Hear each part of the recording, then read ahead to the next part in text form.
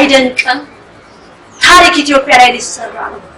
ግን እናንተ እንደጠበቃችሁት አይደለም የሚሰራው። እናንተ እንዳሰባችሁት አይደለም።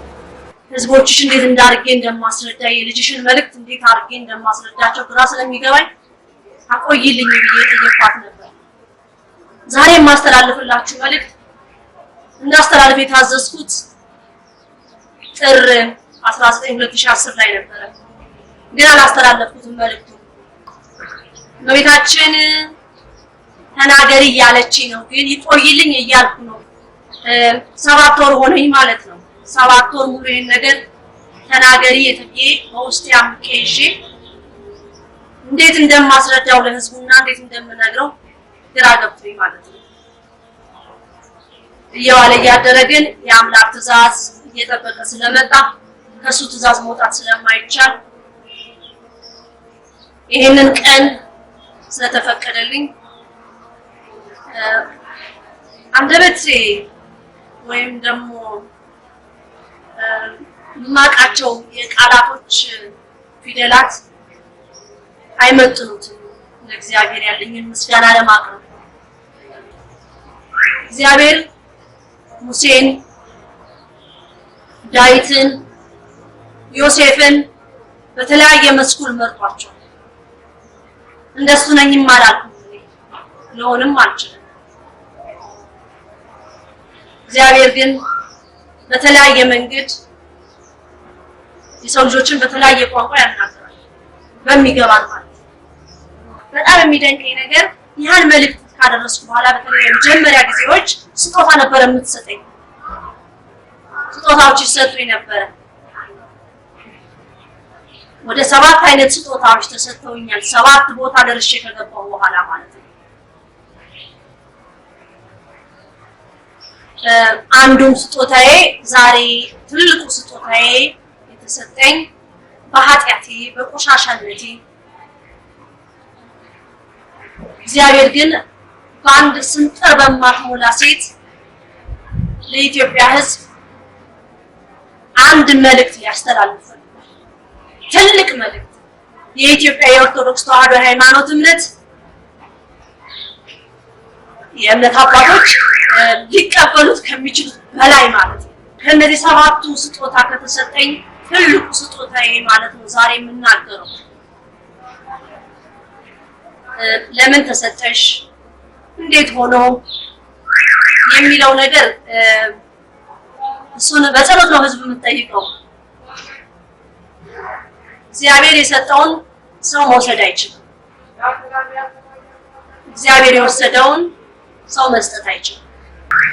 ወላዲተ አምላክ ወደ ልጇ ይዛ ስታቀርበኝ እንዲህ ነበር ያለችኝ። ልጇ መንበር ፊት ስትወስደኝ ማለት ነው። ያ ቃል የገባህልኝ ቀን ደረሰ ብላ ነው የተናገረችው። እና ይሄ ቃል የገባላትን ቀን ምን እንደሆነ ማቀው ነገር የለም። ከዚህ ተናግሬያለሁ።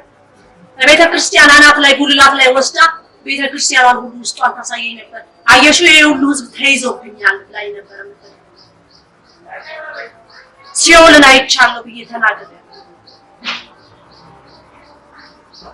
በሲኦል በውጪ በበር በኩል የተሰለፉትን ታሳየኝ ነበር ብያለሁ። የሰው አይነት ሁሉ ነበር ማለት ይሄን ሁሉ ለህዝብ እንድመሰክር ይመስለኝ ነበር። የእግዚአብሔር ስም እንግዲህ እኔ በጸሎት አላደኩም አልኳችሁ። ቤት ውስጥም ጸሎት ሲያረግ ማይልም ብያለሁ። እግዚአብሔር ለዚህ ነገር ሲመርጠኝ ሃይምሮ በላይ ሆኖ ግን አልታዘዝም ማለት ሁሉ እንደማልችል ነበር። በተረፈ ስድብ ነበር የሚወድብኝ። ስድቡ ውስጤን ይበላኝ ነበር። ቅዱስ ሚካኤልን ውስጤ ይጣራ። ሚካኤል ሚካኤል ሚካኤል አምላኬን እንዳልክደው አንደበቴ እንዳይታጠፍ ሊገሉኝ እንኳን ሊያሰቃዩ የሚመጡ ቶሎ ብለህ አንተ ትንፋሽን ቀጥ እንድታረገው አደራ ብዬ አለቅስ ነበር። ከባዱ የእስር ጊዜ የዛሬ ዓመት ነበረች። በዛ ሰዓትም እንዳልክድ እግዚአብሔር አምላኬ ያዘዘኝን መልእክት እንዳልክድ ብዬ ማጸን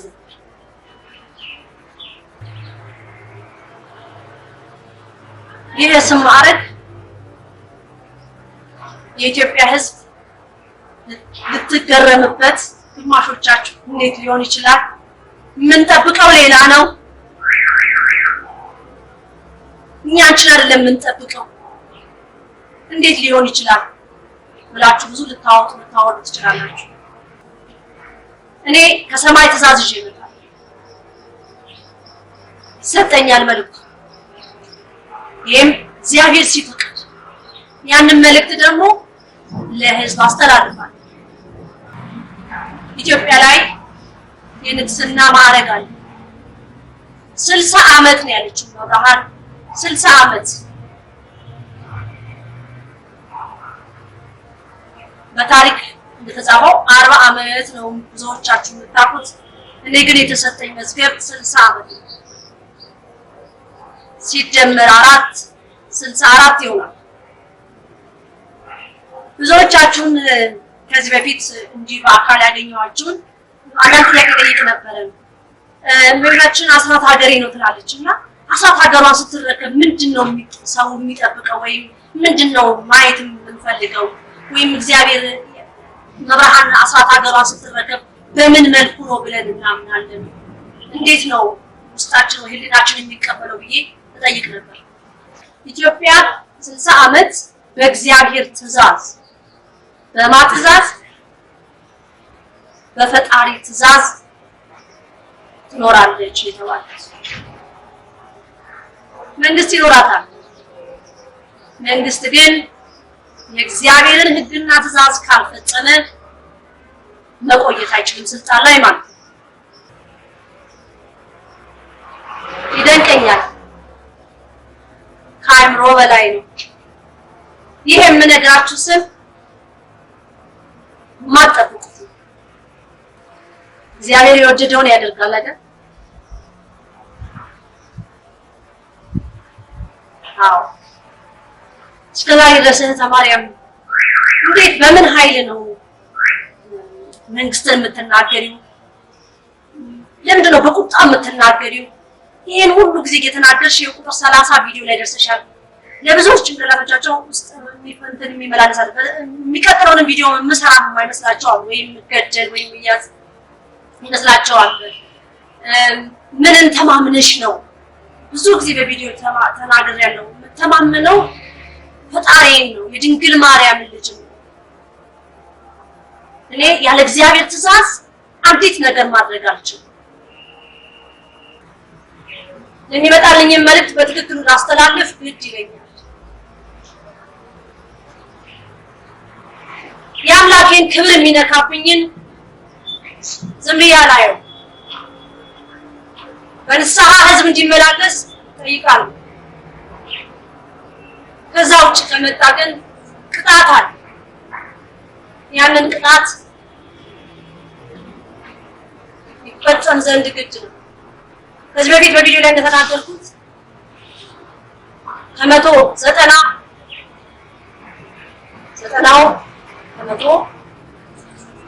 ምስራች ይዣለሁ ብያለሁ። 10 ደግሞ ሀዘን ናት ብያለሁ። 21 ዓመት የማገለግላችሁ በንግስና ወንበር ላይ ተቀምጬ ነው።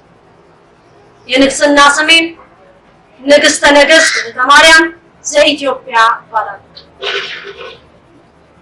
ወስብሐት ለእግዚአብሔር ወለወላዲቱ ድንግል ወለመስቀሉ